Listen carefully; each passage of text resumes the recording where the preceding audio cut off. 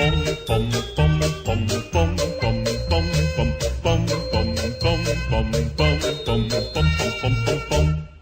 retrouvez maintenant un sujet surprise.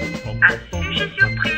Présenté par Arlène et Manu.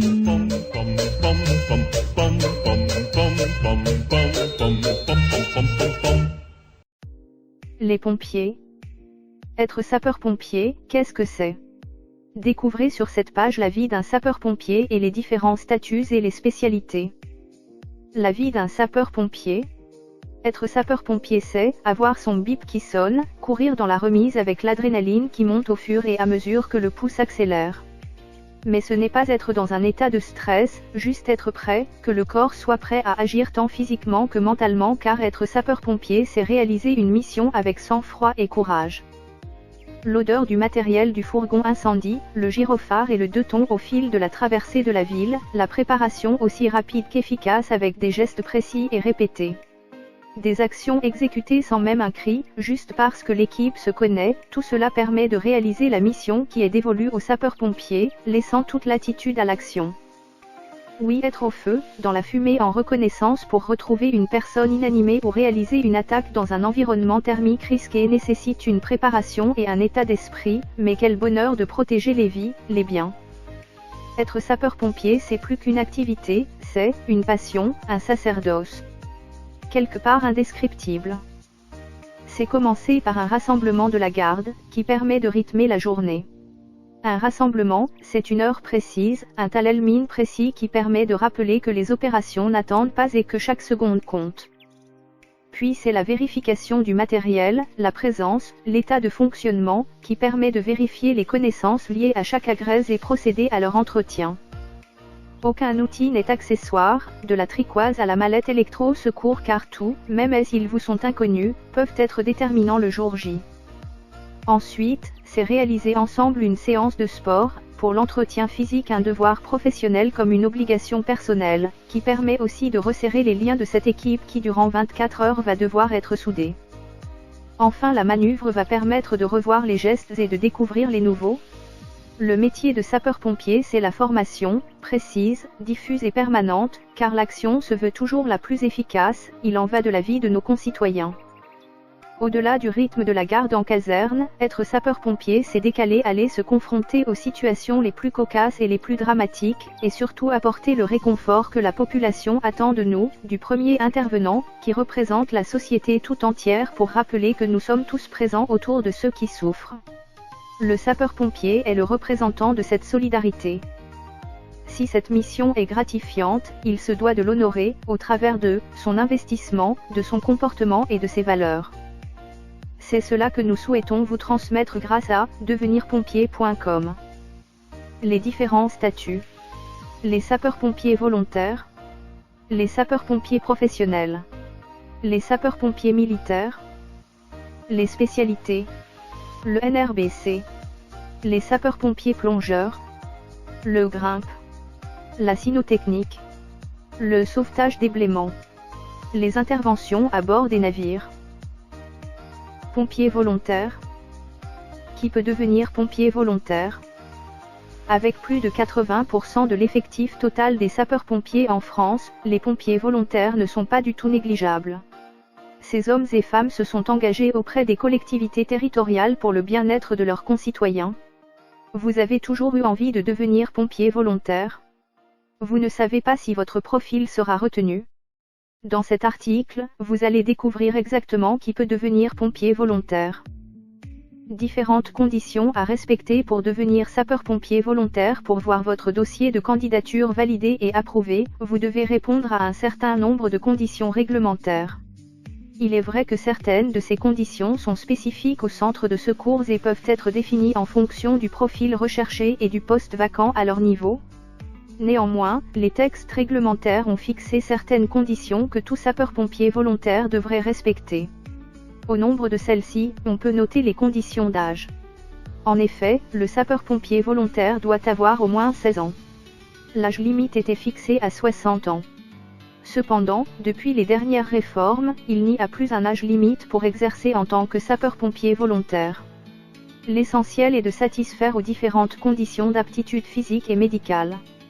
Pour tous les mineurs qui postulent pour devenir sapeur-pompier volontaire, une autorisation écrite d'un représentant légal est exigée. En outre, le candidat doit jouir de ses droits civiques et ne doit pas être condamné d'une faute qui l'empêcherait d'exercer les fonctions inscrites dans le bulletin numéro 2 du casier judiciaire. Le métier de sapeur-pompier s'exerce, avec obéissance, avec discrétion et surtout, en toute responsabilité. Le candidat doit aussi avoir pris part à la journée du service national. Enfin, l'aptitude physique et l'aptitude médicale du candidat ne sont pas à négocier. Ce sont là deux critères très importants pour exercer en tant que sapeur-pompier en général, et en volontariat en particulier. Vous devez aussi noter que la nationalité française n'est pas exigée pour devenir sapeur-pompier volontaire. Les principales conditions sont donc celles liées à l'âge, à la justice et celles relatives à la constitution physique et à l'aptitude médicale du candidat. La constitution ou la morphologie du postulant est jugée essentiellement en fonction de son rapport poids/taille. Le candidat doit donc pouvoir porter les tenues réglementaires ainsi que les équipements de protection individuelle. Il ne devrait donc pas avoir une quelconque anomalie qui l'empêcherait de les porter. Dans quelles conditions mon dossier de candidature peut-il être rejeté? Vous pouvez voir votre dossier de candidature être rejeté dans différents cas. D'abord, si vous souffrez d'un problème de myopie sévère ou de daltonisme avancé, vous ne serez probablement pas retenu pour participer au concours de recrutement des sapeurs-pompiers. L'indice de masse corporelle doit être en principe inférieur à 29. Notez que l'indice de masse corporelle est le rapport entre le poids du candidat et le carré de sa taille.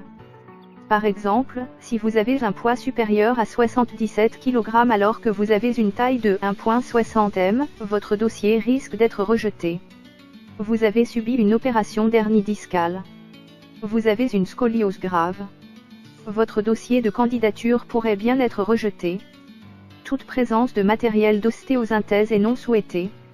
Vous avez des crises d'asthme depuis moins de 3 ans. Vous êtes actuellement en train de traiter un problème d'asthme. Vous pouvez bien voir votre dossier de candidature pour devenir sapeur-pompier volontaire être rejeté. Par ailleurs, si vous souffrez d'une surdité importante, d'un diabète que vous traitez par insuline ou par médicament, si vous êtes épileptique ou si votre vaccination contre l'hépatite B ou contre le tétano n'est pas à jour, vous n'êtes pas éligible au poste de sapeur-pompier volontaire. Qui est le sapeur-pompier volontaire? En général, les sapeurs-pompiers sont au quotidien à l'écoute des populations. Ils assurent leur secours en cas d'accidents et catastrophes divers. Certains d'entre eux décident de s'engager à côté de leur activité professionnelle principale, de leurs études et aussi de leur vie familiale. Il s'agit des sapeurs-pompiers volontaires. Ceux-ci s'engagent ainsi à se rendre disponibles dès que le besoin se ferait sentir, à utiliser leurs compétences et leurs énergies pour assurer la sécurité des personnes, de l'environnement et des biens. Les services départementaux d'incendie et de secours sont constitués d'un certain nombre de centres de secours. Les sapeurs-pompiers volontaires sont les plus nombreux au sein des centres. Il peut y avoir des centres constitués uniquement de sapeurs-pompiers volontaires. On estime en effet leur effectif à environ 80% de l'effectif total des sapeurs-pompiers. Les sapeurs-pompiers volontaires sont donc des collaborateurs occasionnels intervenant dans le service public. Leur engagement est pour une période de 5 ans renouvelable. Leurs missions sont identiques à celles assurées par les sapeurs-pompiers professionnels. La seule différence réside au niveau de la permanence dans les centres d'incendie et de secours. Les sapeurs-pompiers volontaires sont très recherchés par les centres de secours. Alors, si vous répondez aux différentes conditions, âge, casier judiciaire, aptitude physique, aptitude médicale et que vous n'êtes pas loin, résidence ou lieu de travail, d'un centre de secours, vous pouvez librement postuler. En tant que sapeur-pompier volontaire, vous devez faire preuve d'un certain nombre de qualités. D'abord, vous devez être courageux. En effet, vous êtes amené au quotidien à secourir des personnes dans différentes situations. Vous devrez leur apporter un secours adéquat tout en garantissant votre propre sécurité. Ceci requiert du courage de votre part. Ensuite, l'altruisme est un point commun chez tous les sapeurs-pompiers.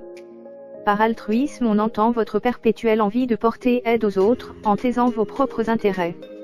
Il s'agit de votre aptitude à vous donner aux autres sans rien attendre en retour. Votre motivation est juste de les aider, de voir leurs conditions être améliorées. Vous devez être une personne droite, honnête et loyale. Notez que la hiérarchie au sein du corps des sapeurs-pompiers est pratiquement comme cela est le cas dans l'armée. Vous devez donc être discipliné et respecter la hiérarchie. Ceci est un point très crucial qui caractérise d'ailleurs les sapeurs-pompiers partout dans le monde. Dans vos rapports quotidiens avec les autres, vous devez en outre faire preuve de discrétion et d'humilité. Par ailleurs, vous devez être fier de porter l'uniforme des sapeurs-pompiers et d'exercer la profession. Enfin, tout sapeur-pompier volontaire s'engage au strict respect de la Charte nationale des sapeurs-pompiers volontaires durant toute la durée de son travail. Non, je ne descendrai pas. Pas tant que mes réclamations ne seront pas satisfaites. Qu'est-ce que je veux ? Je veux que la France redevienne festive. En masse. Ben, qu'on se merde, quoi. Qu'on prenne des guitares et qu'on chante du Michel Fugain. Qu'on fasse les foufous en sandales et mal peignés. Faisons chanter nos slips. Je veux qu'on ait tous la gigite, les poils de cul qui s'agitent. Et puis surtout, je veux un zizi à moi. Un gros cigare à moustache. Des roubignoles qui jouent du tam-tam sur mes fesses. Je veux me faire pilonner la rose des vents.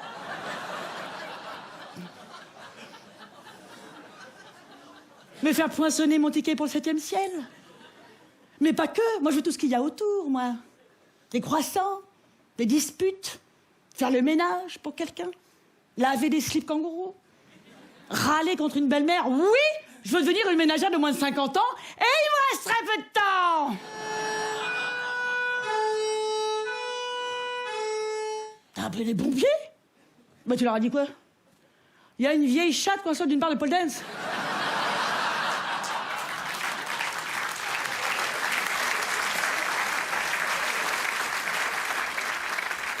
Très drôle. T'as sucé un clown. Ah oui ?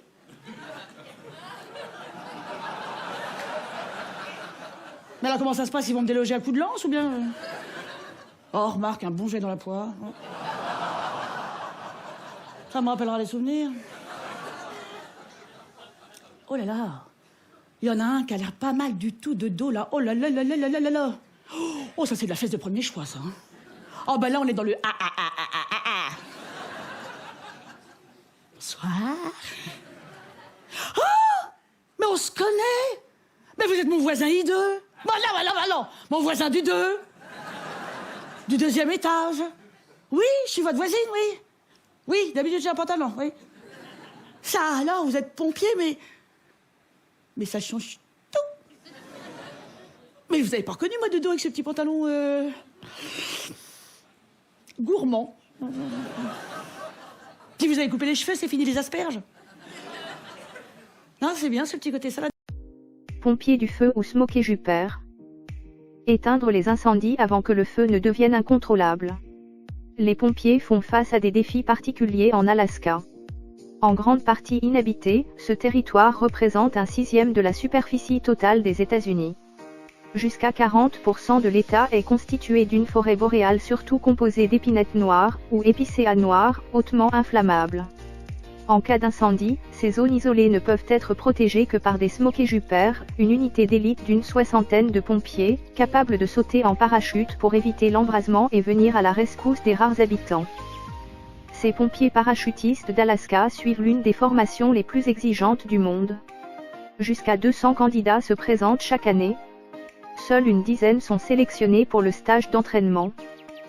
Conditions préalables, les postulants doivent posséder 5 à 10 ans d'expérience dans la lutte contre les feux de forêt et pouvoir effectuer 60 redressements assis, 35 pompes, 10 tractions, courir environ 2,5 km en 9 minutes 30 s, ou environ 5 km en moins de 22 minutes 30 s, et porter une charge de 50 kg sur 5 km en moins de 55 min. Ils doivent ensuite acquérir des compétences pointues en parachutisme et réaliser au moins 20 sauts filmés et commentés. Résultat, 40% des stagiaires sont recalés. mais ceux qui réussissent intègrent une confrérie d'élite incluant Willie Insoeld, l'un des premiers Américains à avoir atteint le sommet de l'Everest, Stuart Rooser, le pilote du module de commande d'Apollo 14, ou encore Diane Schulman, la première femme smokey-jupée, qui a rejoint le groupe en 1981. Chaque smokey-jupé sélectionné doit repasser tous les ans un test similaire pour garder son emploi. Les 64 pompiers parachutistes actuels de l'Alaska sont tous des hommes, mais il y a eu aussi 7 femmes au fil des ans. Chaque smokey-jupé porte environ 50 kg d'équipement pour combattre les flammes et y échapper. Le casque avec masque pour protéger des branches. 2 combinaisons de saut, bien rembourrées, multipoches. Parachute de secours. Gants, genouillères et bottes en cuir épais. 3 radios pour communiquer avec les avions.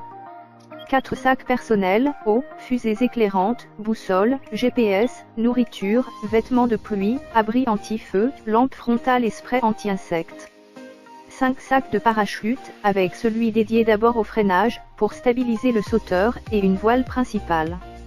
6 sacs de descente contenant une corde pour rejoindre le sol depuis un arbre. 7 grands sacs à dos fourre-tout. 8 battoirs pour étouffer les flammes 9. Sac en toile de jute imbibé d'eau et rempli de lichen humide pour combattre les flammes. 10 pelets qui pour enlever les broussailles et les arbustes se consumant. Photographie de Mark TSN. Ces brigades spéciales de pompiers parachutistes ont été créées, en 1937, après un coup de foudre sur un arbre à l'est du parc national de Yellowstone. Le petit incendie généré par l'éclair devint le célèbre Blackwater Fire, qui tua 15 pompiers et dévora près de 7 km². L'enquête du service des forêts des États-Unis, USFS, conclut que le seul moyen d'éviter de tels drames était d'envoyer les pompiers combattre les incendies dans l'arrière-pays avant que le feu ne prenne de l'ampleur. Dans les années 1930, l'USFS testa le largage de petits groupes dans des zones reculées. Le 12 juillet 1940, les premiers smokey-jupers furent envoyés sur l'incendie de Martin Creek, dans la forêt nationale de Nez Perce, dans l'Idaho. Au cours des décennies suivantes, l'USFS créa 7 bases de pompiers parachutistes pour les 48 États contigus. Le Bureau de gestion des terres, BLM, en instaura 2 autres, dont celle de l'Alaska. Environ 450 smokey-jupers sont aujourd'hui déployés depuis ces bases pour combattre les feux de forêt. Ces premières années ont prouvé que dépêcher des hommes sur un incendie quand il fait la taille de votre salon, plutôt que des centaines d'hectares, économise de l'argent et préserve des forêts, des vies et des propriétés privées, rappelle Chuck Shaley, pompier parachutiste en retraite et vice-président de la National Smokey-Jupé Association. Ce principe reste valable. Au fil du temps, la présence de ces pompiers dans les 48 États contigus a été remise en cause, des zones naguère isolées s'étant urbanisées. Aujourd'hui, 90% des incendies y démarrent à moins de 1 km d'une route. En Alaska, à l'inverse, l'essentiel du territoire n'est accessible que par avion. On y laisse donc brûler de nombreux incendies, mais si un feu menace des vies ou des biens, ce sont les smokey-jupers qui sont envoyés en première ligne.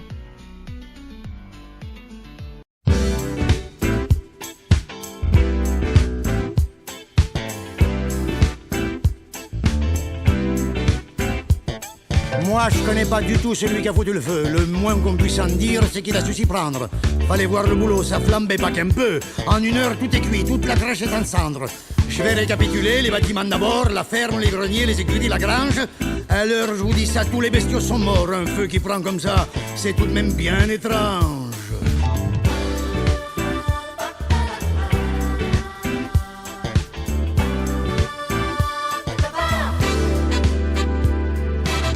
N'empêche que voilà des gens qui sont tous dans le malheur. Richard, comme ils étaient, ils ont pas l'habitude. En été, c'est pas drôle, un éclair de chaleur les faucher maintenant. Ils vont la trouver rude, surtout que dans le patelin, ils sont plutôt mal vus. Riches comme tous les Crésus, un secret pour personne. Mais depuis 25 ans qu'ils sont ici, voire plus, ils ont tous, comme on dit, mal à la main qui donne.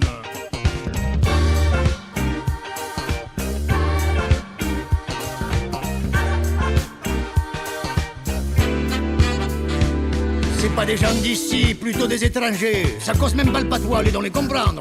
On a tout essayé dans le temps pour les changer, sans savoir quoi leur dire ni par quel bout les prendre.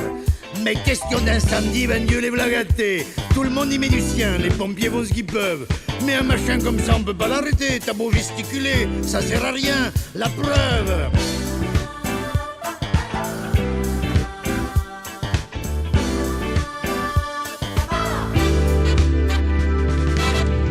flamme de cette taille-là, ça va tout bousiller. Toute la baraque qui passe, ça commence par les poutres. 3 kilomètres autour, ça sent le cochon grillé. Pour dire la vérité, moi j'en ai rien à foutre. Une fois, je leur ai demandé un petit service de rien, même pas la charité, de quoi me tirer d'affaire. Ces gens-là m'ont reçu, disons-le, comme un chien. Ils vont comprendre maintenant ce que ça fait la misère.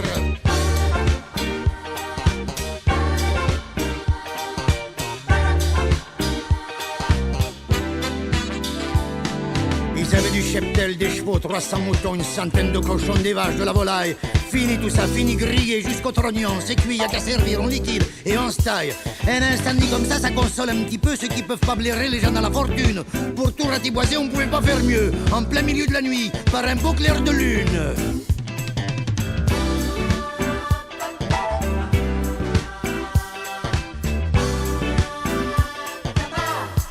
Mais je connais pas du tout celui qui a foutu le feu, moi, non.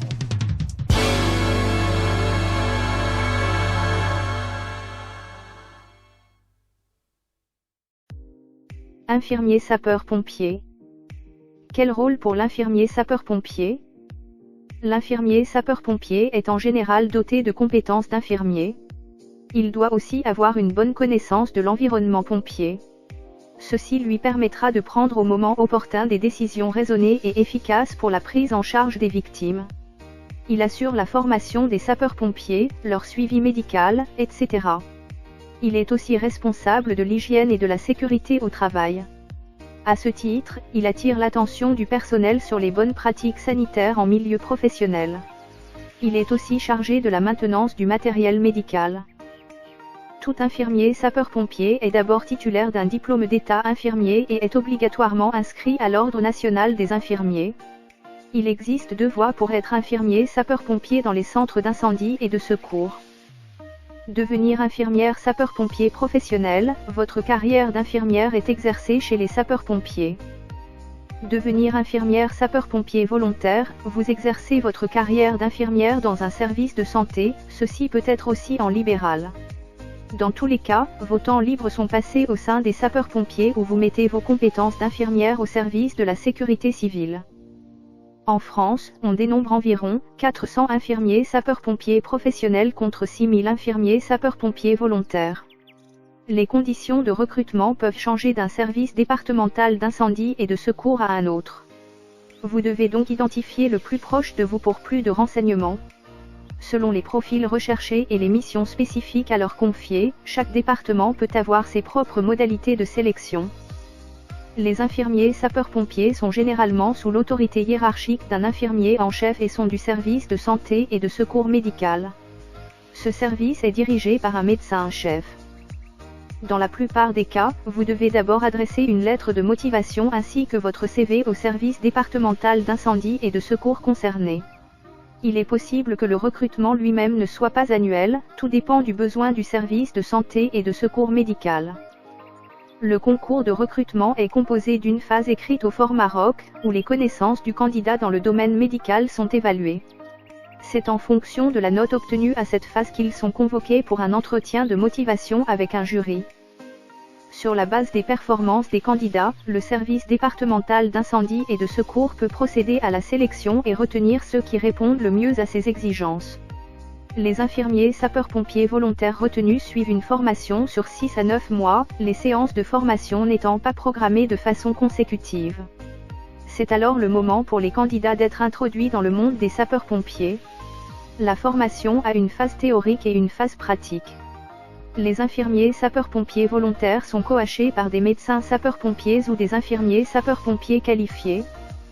Le candidat est évalué et dans le meilleur des cas est autorisé pour participer aux missions en véhicule léger médicalisé accompagné d'un médecin, d'un infirmier et d'un conducteur.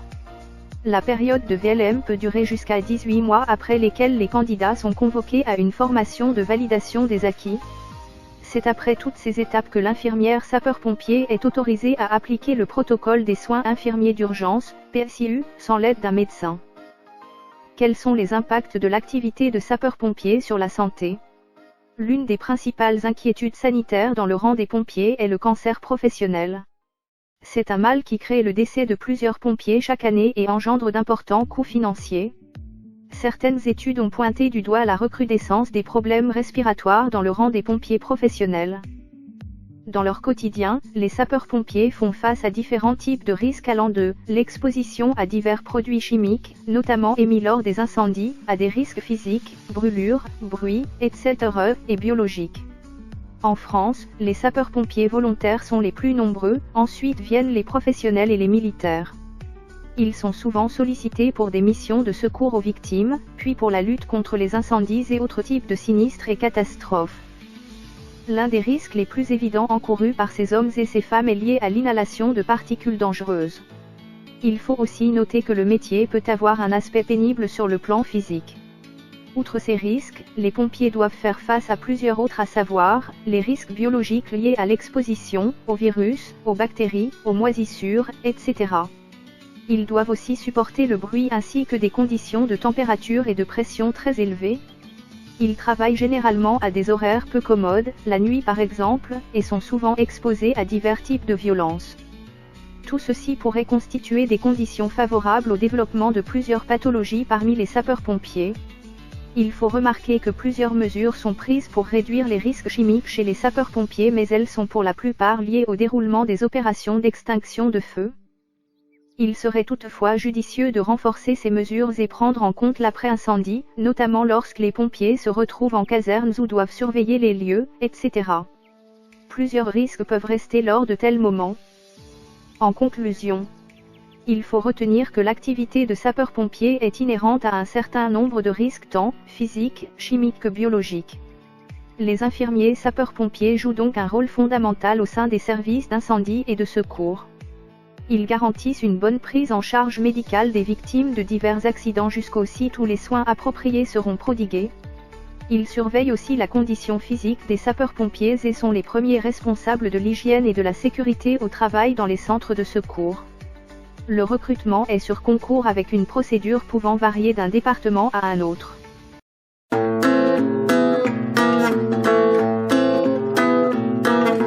L'un sans l'autre, c'est un incendie, un incident bien senti. L'un se dit prêt à mourir pour l'autre, l'autre aussi. L'un sans l'autre, c'est un incendie qui ne s'éteint pas de la vie. L'un soleil, l'autre lune. L'un soleil, l'autre lune. L'incendie, c'est l'un sans l'autre. L'incendie, c'est l'un sans l'autre.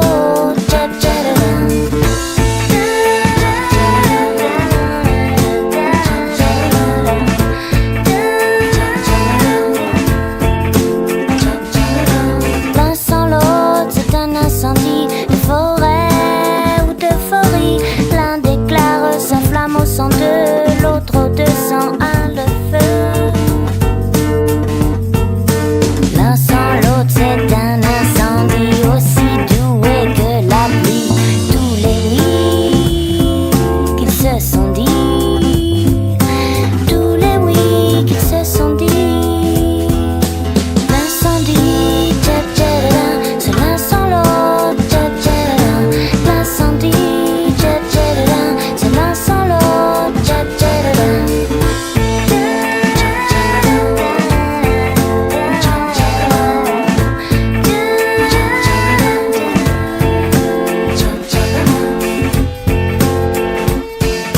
Vous avez saisi, c'est fusionnel. L'un a ses idées, l'autre a ses ailes. Alors les séparer devient criminel. Se faire enchanter sur la grande échelle.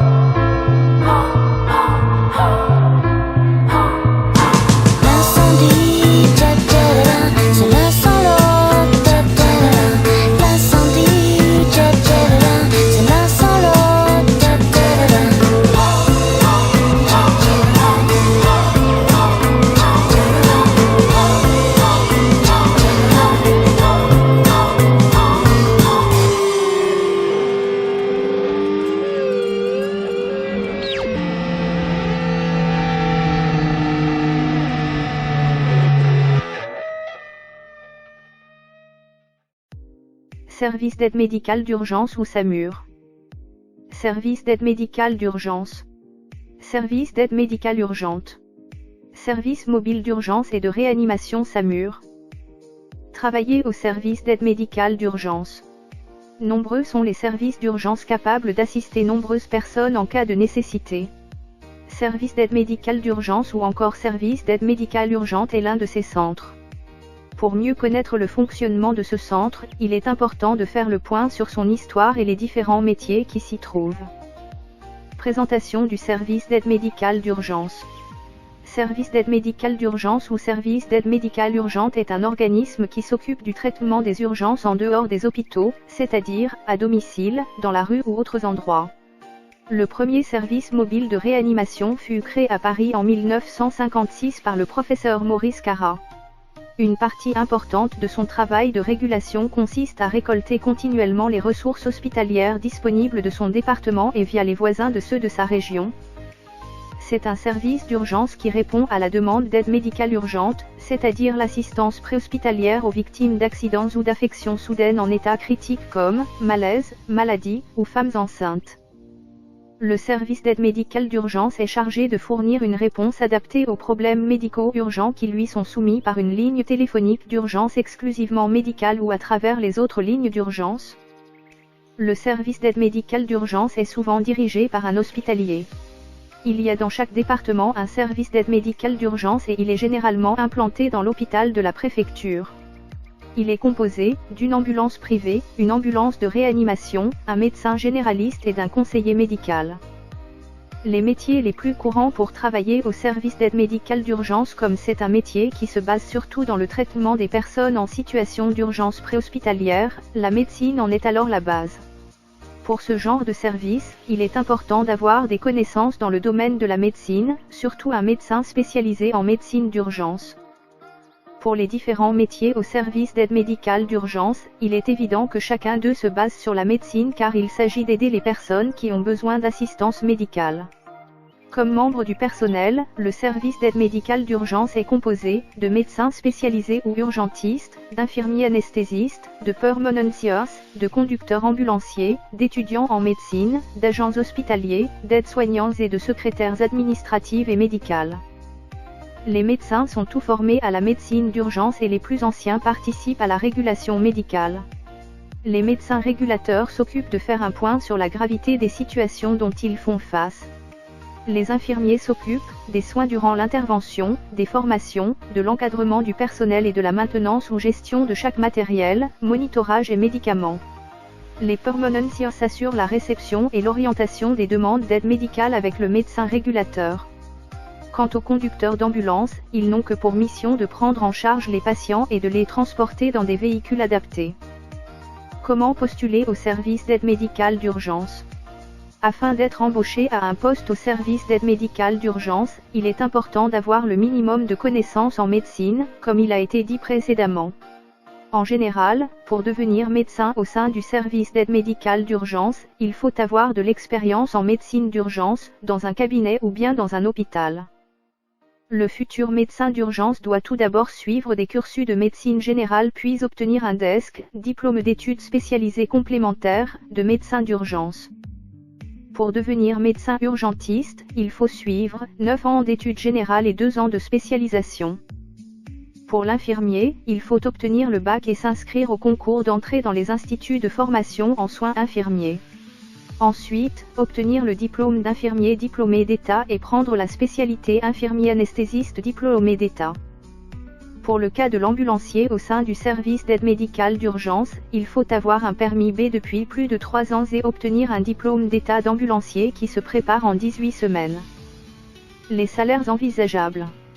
Les salaires envisagés au service d'aide médicale d'urgence se présentent comme les suivants. Le médecin urgentiste débutant est de 2 600 € brut, les infirmiers débutants reçoivent 1 650 € et les ambulanciers débutants reçoivent un salaire équivalent au SMIC en début de carrière. Nous avons envie de faire un métier pas ordinaire. Il est temps de se lancer pour devenir ambulancier. Toujours des mots, des gestes, communiquer sans cesse, rassurant dans nos paroles, la peur, les angoisses s'envolent. Avec nos feux bleus pénétrants, faut qu'on se bouge. Accident de la circulation, sécurité, protection. Avec une forte cinétique, il nous faut prévenir vite. Il faut leur expliquer qu'on doit les attacher à chaque fois dans l'ambulance, même en transport en urgence. Et qu'ils soient black, blanc, beurre, pour eux, les discours, rien ne bouge. Il était un patron qu'on citait en exemple, qui disait droit devant à fond les ambulances. Et sans aucun bilan, adieu les espérances. Plus de place pour lui dans mon beau pays de France. Je veux vraiment faire ce métier extraordinaire, un boulot de vocation, pas de place à l'hésitation. Un transport en série pour kinésithérapie. Je dois jamais négliger, toujours être éveillé. Hygiène et prévention, ou simplement dire non Nos infections nosocomiales, à chaque instant cette bataille. Et on transporte encore, les patients rappellent encore, pour renverser le sort. Pour renverser le sort. Et pour y croire encore. Et pour y croire encore. Il en faudra encore. Et on transporte encore. Et on transporte encore. En redoublant d'efforts. En redoublant d'efforts. Et on transporte encore. Et on transporte encore. En redoublant d'efforts. En redoublant d'efforts. On transportera encore. Encore, encore, encore, encore.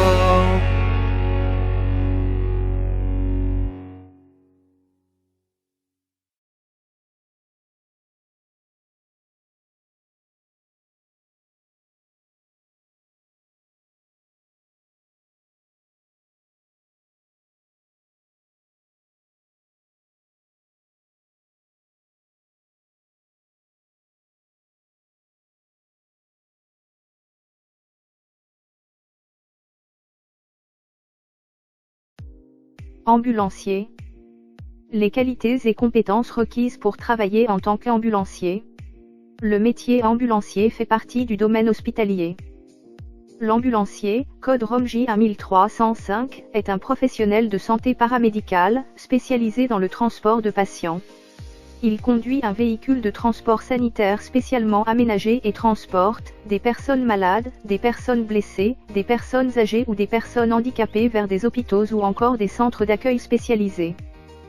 L'ambulancier connaît les itinéraires et adapte sa vitesse, afin d'effectuer des trajets rapides et confortables pour le patient. Mais l'ambulancier n'est pas qu'un simple transporteur. Assisté par un auxiliaire ambulancier, il a pour mission de veiller au confort et à la bonne santé du patient. Il installe le patient, prend connaissance de l'état de ce dernier auprès du personnel médical de l'établissement pour lequel il travaille, et retransmet ces informations à son arrivée.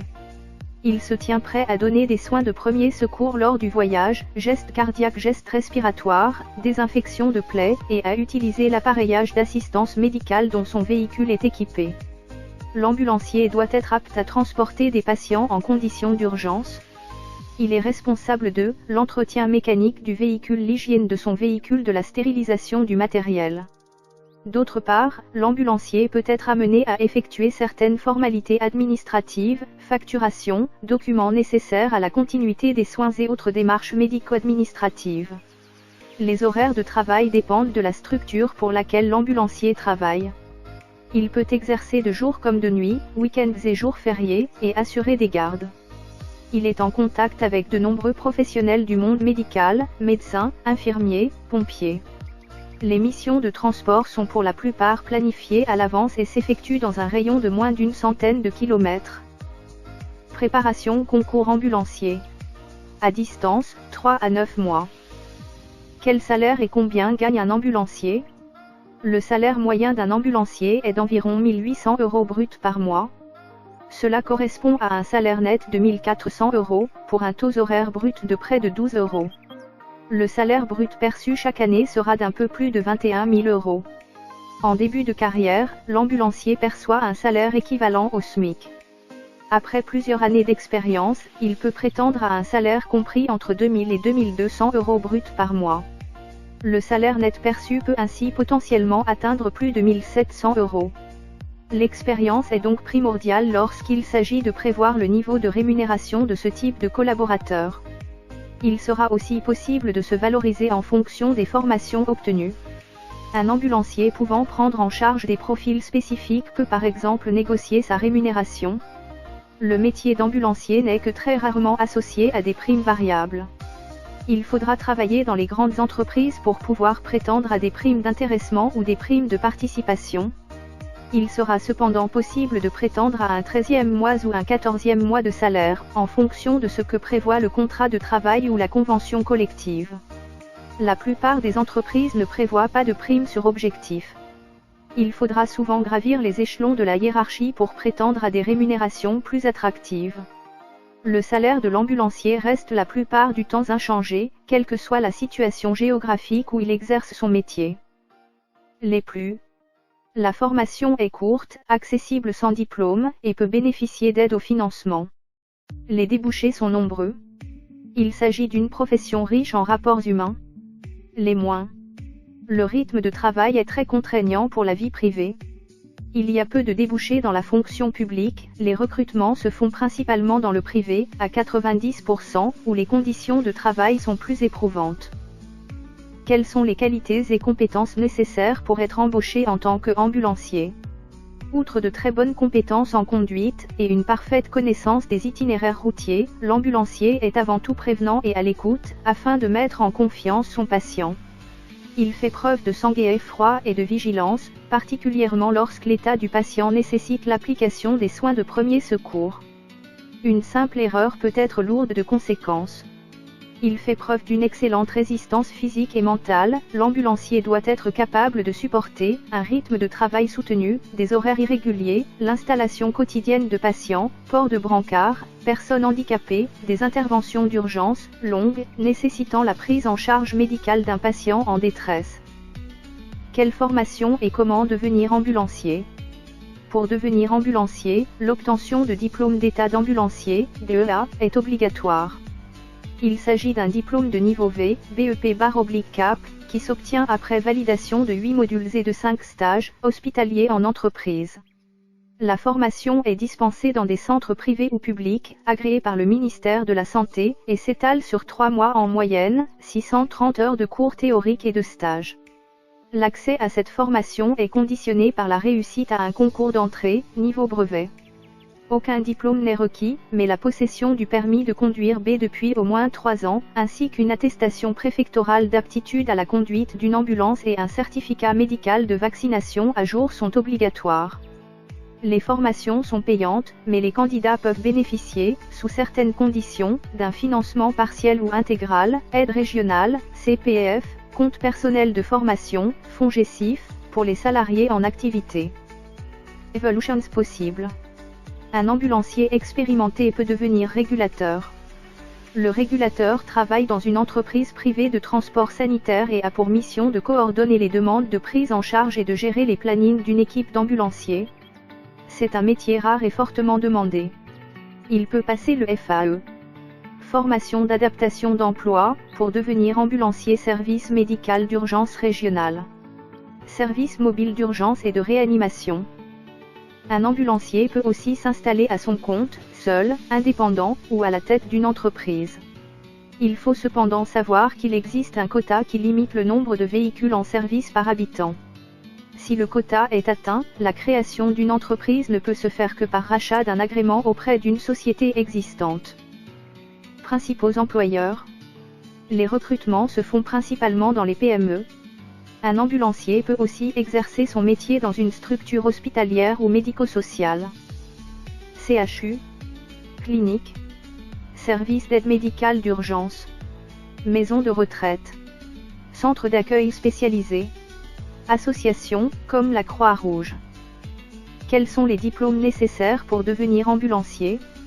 Le seul diplôme valable pour occuper la fonction d'ambulancier est le DEA, diplôme d'état ambulancier. Le diplôme comprend des épreuves écrites ainsi qu'une épreuve orale d'admission. La formation regroupe 8 modules englobant autant de compétences à acquérir que cela soit, pour assurer la sécurité du patient pendant le transport, analyser l'état de santé du patient ou adopter les bons gestes pour pouvoir prodiguer les premiers soins. Quelles sont les missions que vous pouvez réaliser en tant qu'ambulancier? Les missions principales de l'ambulancier sont les suivantes. Installation du patient en prenant en compte son état de santé et sa condition physique, malade, blessé, femme enceinte, conduite du véhicule. Transport des patients. Diagnostic de l'état de santé du patient. Divulguer les premiers soins si besoin. Entretien et nettoyage de l'ambulance. Transmission des informations aux professionnels prenant le relais. Médecins, infirmiers ou autres personnels hospitaliers. J'étais dans ma voiture, j'arrive sur une place, je prends le sens giratoire, emporté par le mouvement, je fais un tour pour rien. Je me dis, ressaisissons-nous. Je vais prendre la première à droite.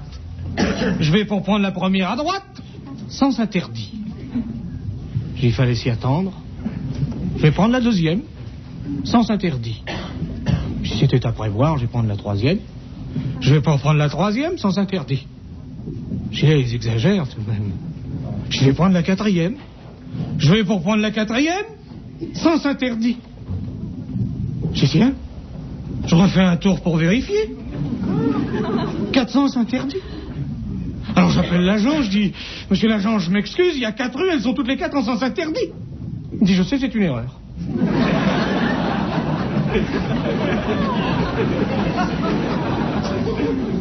J'ai dit, alors pour sortir, il dit, vous pouvez pas. J'ai dit, qu'est-ce que je vais faire? Il me dit, tournez avec les autres. J'ai dit, il tourne depuis combien de temps? Il me dit, il y en a, ça fait plus d'un mois. J'ai dit, ils disent rien. Il dit, qu'est-ce que vous voulez qu'ils disent? Ils ont l'essence, ils sont nourris, ils sont contents. J'ai dit, il y en a pas qui cherchent à s'évader. Elle me dit, si, mais ils sont tout de suite repris.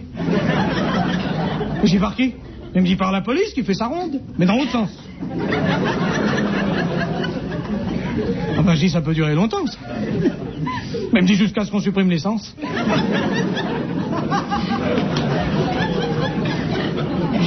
Je dis, si on supprime l'essence, alors il faudra remettre les bons. Elle me dit, il n'y a plus de bon sens. Elle me dit, ils sont uniques ou interdits. Elle me dit, donnez-moi 300 francs. Je dis, de quoi? Elle me dit, de taxes de séjour. Elle me dit, plus 900. Je dis, pourquoi? Elle me dit, parce que c'est défendu de stationner. Ah, je dis, ça commence bien. Elle me dit, tâchez que ça continue, sans ça je vous aurai au tournant. Alors j'ai tourné. Alors à un moment, je voulais à côté d'un laitier. Alors j'ai engagé la conversation. J'ai dit, moi laitier, j'ai dit, ton lait va tourner. Là. Il me dit, t'en fais pas, je fais mon beurre.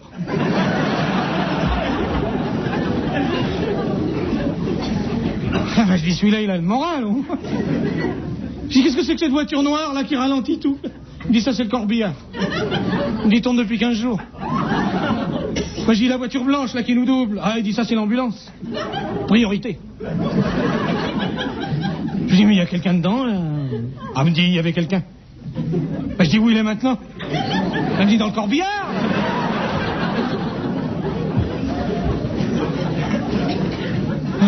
Je me suis arrêté. J'ai appelé l'agent, j'ai dit, monsieur l'agent, je m'excuse, j'ai un malaise. Il me dit, si vous êtes malade, montez dans l'ambulance. Je vous le disais dans les titres, Nice se prépare à commémorer le premier anniversaire de l'attentat qui a coûté la vie à 86 personnes. C'était le 14 juillet dernier sur la promenade des Anglais, avec des témoignages à présent, des témoignages bouleversants et rares, ceux des pompiers de la ville. Ils sont parmi les premiers arrivés sur le lieu de l'attentat et ont porté les premiers secours aux victimes. Leurs gestes ont sauvé des vies. Pour d'autres, ils n'ont malheureusement rien pu faire. Olivier Théron avec Frédéric Pilard. Ces pompiers sont parmi les premiers à être intervenus sur la promenade des Anglais pour porter secours. En me retournant, j'aperçois une foule gigantesque qui s'abat vers nous. Et je fends la foule comme je peux. Et je me retrouve donc face au camion. Je fais un pas sur ma droite et je m'aperçois en fait que ce camion, il n'a pas renversé une victime, mais plusieurs victimes. Je vois des victimes partout sur la promenade des Anglais. J'ai rapidement, sur 1 mètre carré devant moi, j'ai 4 personnes au sol, dont 2 enfants.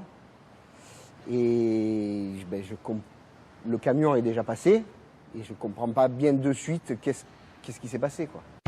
Face au nombre de blessés, ils comprennent qu'ils ne pourront pas aider toutes les victimes. On me confie un enfant dans les bras, que voilà, je ne peux pas faire grand-chose, parce qu'à ce moment-là, il faut faire ce qu'on appelle le tri. Voilà, malheureusement, quelque chose qu'on n'a pas l'habitude de faire. Laisser par terre des gens pour lesquels on ne peut pas travailler, on va dire, et après m'occuper des gens qui peuvent éventuellement être sauvés. J'ai dû faire des choix, et je me suis occupé des enfants qu'il y avait devant moi. Ils ont dû agir, obéir à des ordres qui dépassaient ce qu'ils avaient connu. Et là, j'ai fait quelque chose qu'on m'a demandé de faire, que j'ai fait. On m'a demandé d'aller compter les morts. Donc, j'avais amené un capitaine avec moi. On est revenu jusqu'à l'hôpital Lanval, le début de l'accident, et j'ai slalomé sur le trottoir en m'arrêtant à chaque corps, même ceux qui étaient recouverts, pour vérifier qu'il n'y en avait bien qu'un dessous. Et je les ai comptés, tous, jusqu'au chauffeur du camion. Aujourd'hui, je peux dire que je les ai tous vus. Toutes les victimes qui sont décédées sur la promenade, je les ai toutes vues. 86 morts, près de 500 blessés. Sans l'intervention des pompiers, le bilan serait plus lourd. Mais ça n'atténue pas pour autant leur désarroi. J'y pense tous les jours, un camion qui passe, on y pense. Une barrière de sécurité, barrière avec laquelle au départ on a brancardé les victimes, on y pense. Enfin, il y a beaucoup de choses qui nous font revenir un petit peu en arrière. Après, j'essaie de vivre, et on essaie de vivre normalement. Mais il est évident que cette intervention-là restera gravée à vie en nous, en fait, et en moi. J'ai sauvé des vies, mes collègues ont sauvé des vies, ça c'est évident. Mais aujourd'hui, on reste encore un petit peu, en tout cas pour ma part, souvent sur ce que j'aurais pu faire peut-être, de plus. Frédéric Dalpont a tenté de longues minutes de sauver une petite fille. Il a appris plus tard qu'elle n'avait pas survécu. J'ai eu besoin de rencontrer la famille de cette fameuse petite fille, en fait. Et j'avais besoin de leur dire que j'étais désolé pour leur petite fille, mais que j'avais fait tout ce que j'avais pu. Voilà. Mais que malheureusement, ça n'avait pas été suffisant. Mais voilà, leur dire que leur petite fille, elle n'a pas été toute seule. Quelqu'un s'est occupé d'elle. Et voilà. Et quand j'ai eu passé ça, c'est comme si j'avais eu un soulagement. Bon, j'en ai pleuré, on en a pleuré. Voilà, je suis arrivé à... Pour moi, j'avais fait le tour du 14 juillet. Ce 14 juillet, ces 2 hommes seront décorés, avec d'autres, pour avoir honoré leur mission avec humanité et dévouement.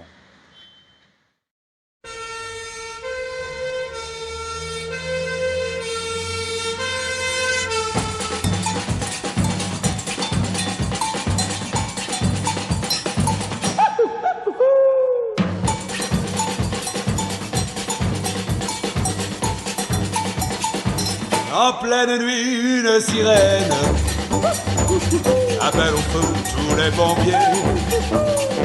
Et tout Rio qui se réveille voit brûler l'usine de café. Il n'y a pas de temps à perdre, sinon tout le quartier va brûler. Oui, mais voilà, pendant ce temps-là, à la caserne, on entend les pompiers crier. Qu'est-ce qu'on a fait des tuyaux? Bien lancé de la grande échelle. Qu'est-ce qu'on a fait des tuyaux? Pas de panique qui nous les faut. L'incendie là-bas fait rage et le ciel est noir de fumée. Et tous les gens dans les étages se disent mais que font les pompiers? Il n'y a plus de temps à perdre, sinon tout le quartier va brûler. Oui, mais voilà, pendant ce temps-là, à la caserne, on entend les pompiers crier. Est-ce qu'on a fait les tuyaux? Et dans cette la grande échelle, est-ce qu'on a fait les tuyaux? Pas de panique, il nous les faut. Au petit matin, on le devine, tout le quartier avait brûlé. Il ne restait plus que les ruines sur les centaines de mètres carrés. Quand tout à coup, dans le jour blême, on vit accourir un pompier qui s'écria: je viens de la part du capitaine, vous dire de ne pas vous énerver. On a retrouvé les tuyaux, mais non, c'est la grande échelle, mais on est en panne d'auto et on cherche la manivelle.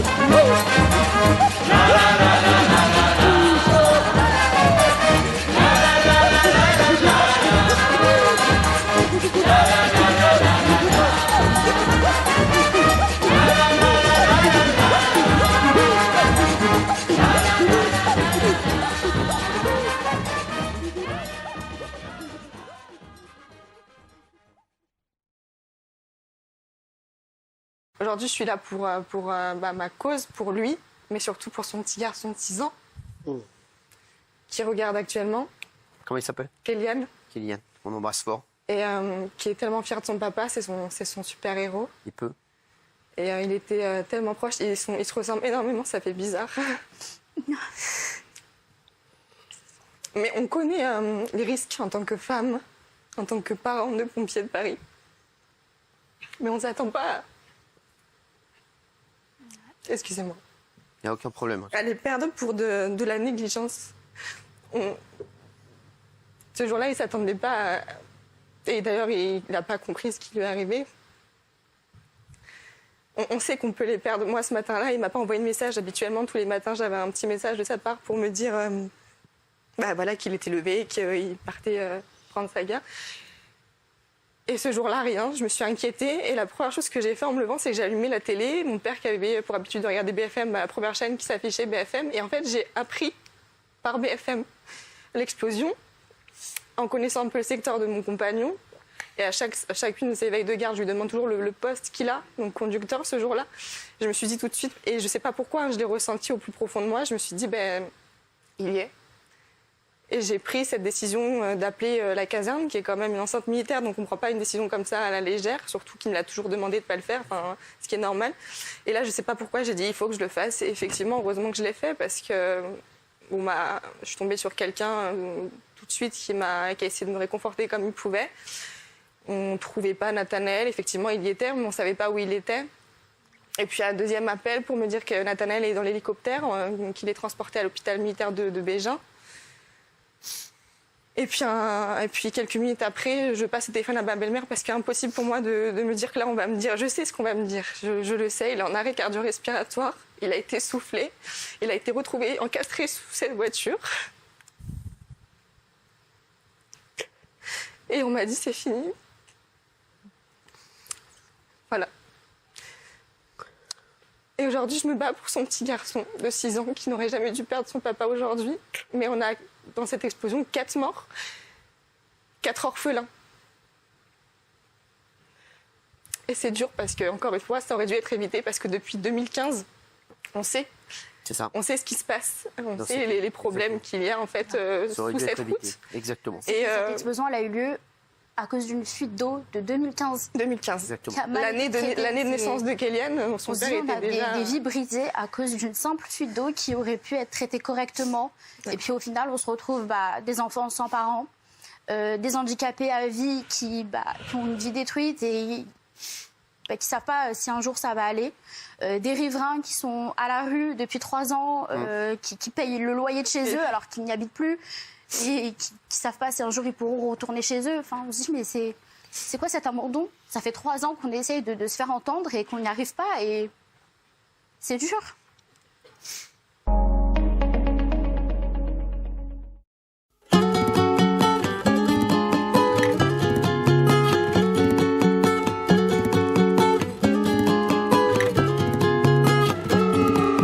J'ai besoin d'une ambulance, la lumière d'un gyrophare, histoire d'éclairer le silence, de chasser mes idées noires. Je ne compte même plus les anges qui sont passés sans me voir. Ça fait beaucoup d'ailes blanches, ça fait pas beaucoup d'espoir. J'ai besoin d'une ambulance pour écraser mon décor, pour me sortir de mon errance, pour m'amener à bon port. Je ne compte même plus les diables qui s'invitent à ma table. Je me sens parfois misérable, je veux retrouver la confiance. Sans raison, sans prison, j'ai besoin de vivre fort. Arrêtez-moi si j'ai tort. Même au prix de la folie, je veux conjurer le sort, noyé d'amour mes remords. J'ai besoin d'une ambulance, une envie pour me conduire. Dans le moteur j'ai plus d'essence, j'ai pas moyen de m'enfuir. En moi y'a plus rien qui danse, plus rien qui me fasse frémir. Mais j'attends la délivrance, elle finira par venir. J'ai besoin d'une ambulance pour ne plus me sentir malade. Je veux voir le monde immense, juste m'offrir une balade. Il suffit de pas grand chose pour retrouver le sourire. S'il y a l'épine, il y a la rose, il suffit de s'en souvenir. Sans raison, sans prison, j'ai besoin de vivre fort. Arrêtez-moi si j'ai tort. Même au prix de la folie, je veux conjurer le sort, noyé d'amour mes remords.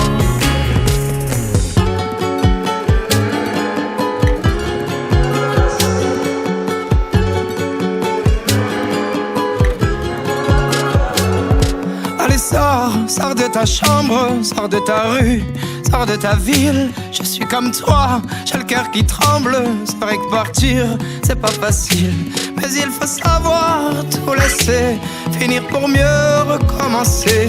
Et si je ne trouve pas d'ambulance, je ferai le chemin qui reste à pied. Sans raison, sans prison, j'ai besoin de vivre fort. Arrêtez-moi si j'ai tort. Même au prix de la folie, je veux conjurer le sort, noyé d'amour mes remords. Sans raison, sans prison, j'ai besoin de vivre fort. Arrêtez-moi si j'ai tort. Même au prix de la folie, je veux conjurer le sort, noyé d'amour mes remords. Me ofrece la vida, me ofrece amor, limpio mis lágrimas, llora sentimientos.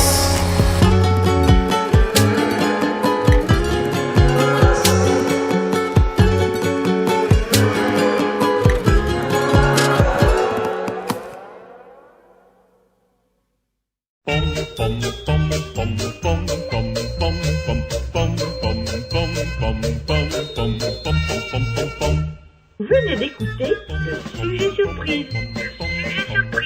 Présenté par Arlène et Manu.